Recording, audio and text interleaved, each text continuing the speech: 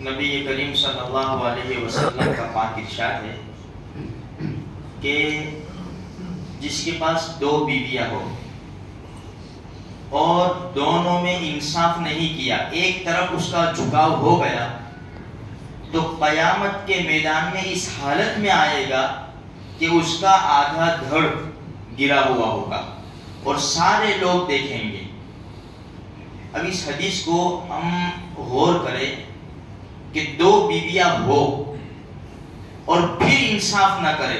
دیکھو، قلبی میلان، دلی میلان الگ چیز ہے، دل کس طرح وہ تو مجبور ہے انسان، لیکن معاملات میں، معاشرت میں ہے۔ لیکن آج افسوس کی بات ہے میرے بھائیوں کہ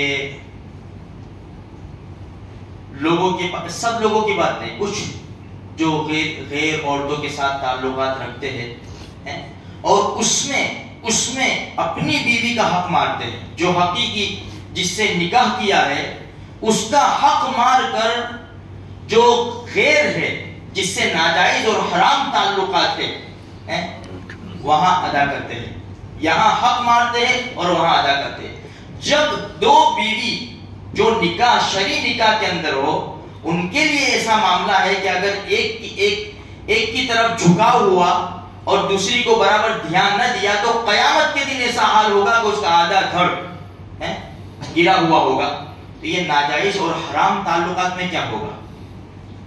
آج انسان بھائی بات کرتا ہے، اپنے گھر میں بات کرنے کا انداز الگ ہے، اور کسی عورت سے بات کرتا ہے، کسی غیر عورت سے، تو اس کا بات کرنے کا انداز بڑا الگ ہے۔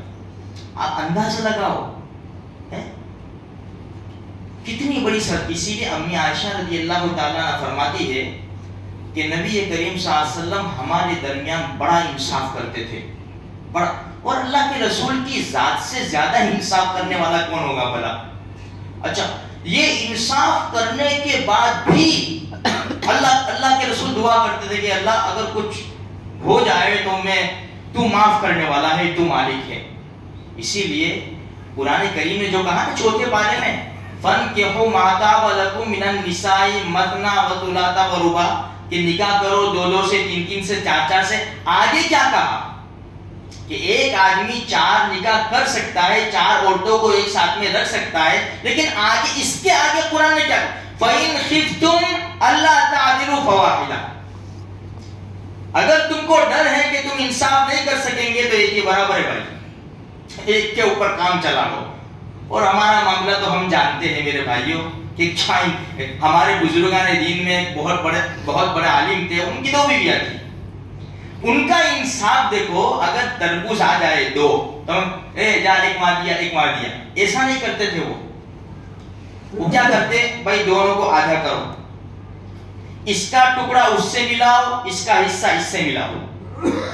ہو سکتا ہے ایک میٹھا ایک پھیکا ہو، تو ایک کے پاس میٹھا جائے ایک کے پاس پھیکا جائے، دونوں کو ہاف ہاف کرتے، اس کا ٹکڑا اس سے ملاتے، اس کا ٹکڑا اس سے ملاتے، اور فرماتے جاؤ یہ ایک گھر میں دیا اور یہ ایک گھر میں دیا۔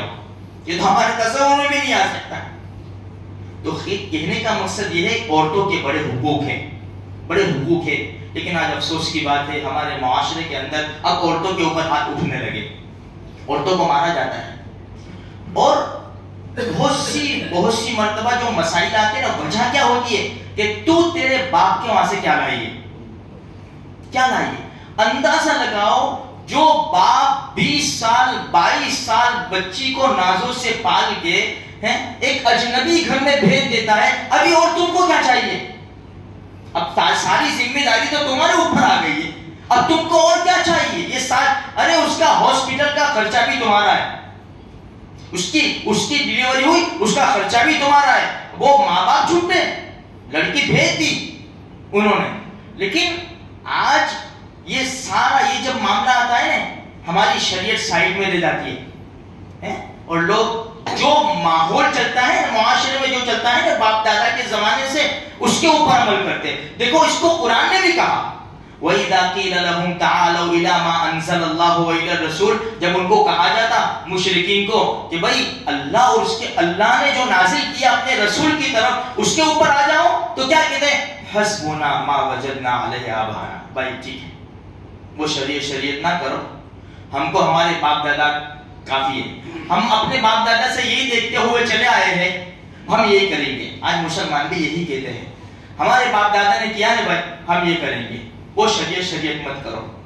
اس لیے میرے بھائیوں، ہر ایک کے ساتھ انصاف کرو، کسی کے اوپر ہماری طرف سے ظلم نہ ہو، کوئی بھی ہو، ہمارے پڑوسی ہو، ہمارے بھائی بہن ہو، رشتہ دار ہو، اولاد ہو، بیوی ہو، اور بیوی کے سامنے شوہر ہو، جس لائن سے بھی ہمارا تعلقات کسی سے ہے، پوری کوشش کرو کہ کسی کے اوپر ظلم نہ ہو، سہ جاؤ، معاف کرو۔